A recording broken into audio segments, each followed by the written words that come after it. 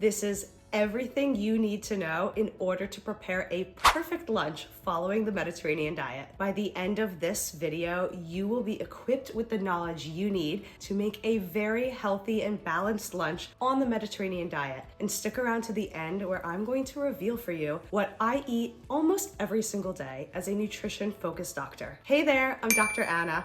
I'm a medical doctor trained in Italy, and on this channel, you are going to master the Mediterranean diet. Okay, so I want us to start by thinking about what we need to know about creating a balanced meal, and specifically a balanced lunch. With preparing any meal, there are 3 core components that you need to think about in order to make sure you are meeting all of your nutritional requirements. These are healthy fats, fiber, and protein. Now, why these 3 components? Well, it just so happens that all 3 of these things help our body slow down digestion. And slowing down digestion is essential for us to absorb all of the nutrition from our food. Slowing down our digestion is also really important for our blood sugar. We do not want our blood sugar to spike too fast because that's going to cause us to feel really sluggish and just tank our energy and focus. But allowing our body to release all of the nutrition from our food into our body in a slower manner is going to help sustain our energy throughout the day. And that is very important to think about when it comes to preparing your lunch, because very likely you have either work or school for several more hours after you have your lunch. Remember, we are meant to eat food, not nutrients. So creating a balanced meal that targets the essential nutrition that our body needs is going to be the best way that you can stay healthy. By the way, if you're finding this video useful so far, go ahead and subscribe to this channel because I have a lot more amazing information for you. Okay, so that was a bit of Nutrition 101 when it comes to creating a balanced lunch. What about the actual foods? Well, given our modern fast-paced society, a lot of us are looking to create a lunch that is quick and easy and something we can take with us on the go. So whether we're packing a lunch in advance to bring to work or school, or we're able to eat at home or have access to a kitchen in the middle of the day, we don't want to spend too much time preparing all of the food because very likely you're squeezing your lunch into your active day. So here are my top 3 tips for you for things you want to think about and focus on for hitting that balanced lunch. Now, the first thing I want you to incorporate are fresh vegetables. Now, these vegetables can be in a raw form, in something like a salad, or in a cooked form. Maybe it's leftover vegetables that you had at your dinner the night before, steamed, grilled, roasted, boiled, or maybe they're incorporated into another dish like a soup or a stew. If you're at a restaurant for lunch, try to order something that has a base of it, the bulk of it being vegetables. If you're looking for something like a soup or a stew, consider anything that's vegetable based. So maybe if it's broth or stock based that has vegetables inside of it, or depending on the season of the year, you can have a thicker type of a soup that is rooted in vegetables. So maybe it's a tomato soup or a squash or a pumpkin soup in the fall or winter. Now, if you don't have access to fresh vegetables, that is okay. Do not be afraid to use canned or even frozen. Just always try to do your best with the resources you have around you. All right, my second food for you to try to incorporate into your healthy and balanced lunch on the Mediterranean diet is to include whole grains. Now, the best case scenario is to use whole grains in their natural form. So think of things like cooked rice, couscous, farro, buckwheat, or quinoa. And these things can serve as an amazing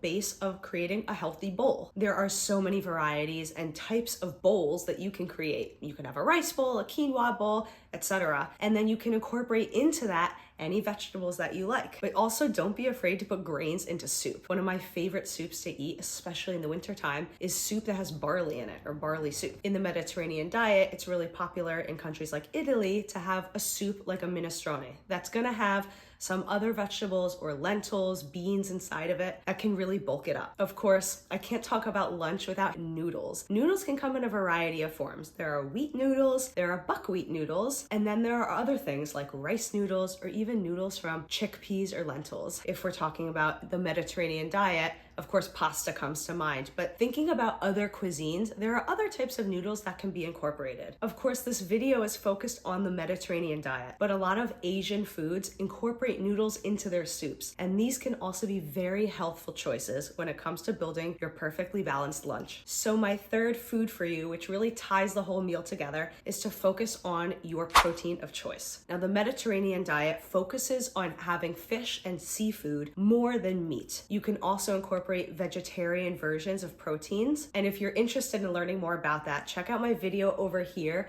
where I take a deeper dive into the Mediterranean diet as a vegetarian version. And this is going to incorporate things like tofu that come from soybeans or lots of other beans and lentils. Now, meat is included in the Mediterranean diet, but meats that are of the red meat variety. So think of things like beef, lamb, or pork. These are things that are typically eaten in lesser amounts overall in the Mediterranean diet. So they would not necessarily be eaten daily. Instead, you can opt for leaner proteins like turkey, chicken, or even things like eggs. All right, now what about dressings? So when it comes to salad dressing, on the Mediterranean diet, there's really just one main player, and it's olive oil with some kind of acidic component, be it a vinegar or lemon juice. In some parts of the Mediterranean region, like in Greece, Turkey, or Israel, they're also going to use things like tahini dressing, which is a paste made of pure sesame seed. Another popular thing that binds everything together is something like hummus, which is kind of a ground, liquidy form of garbanzo beans or chickpeas that has inside of it a little olive oil, a little tahini, and some salt. Now, I know in the US, we love to have these very thick, creamy dressings, and those are fantastic once in a while. But pay attention because unfortunately, a lot of the kinds of salad dressings that you buy from the store shelves are loaded with so many chemicals and added sugars and unhealthy oils. So it is something to pay attention to. When it comes to eating the Mediterranean diet, the simpler, the better. Now, I want you to think about this. What was not really focused on so far in this video? Which things did I not mention? Well, that would be dairy, sweets, and a lot of processed foods. In general, the Mediterranean diet is going to decrease the amount of these things in your diet overall. So I want to de-emphasize them as much as I can. They're not eliminated entirely. There is a way to incorporate them into an overall healthy Mediterranean diet, but you don't want to think about these things as the core components of the diet. They're really to be eaten more sparingly. Now, our conversation here would not be complete without mentioning the fact that the Mediterranean diet is typically enjoyed with longer, slower meals. So in our US culture, that might be a little bit difficult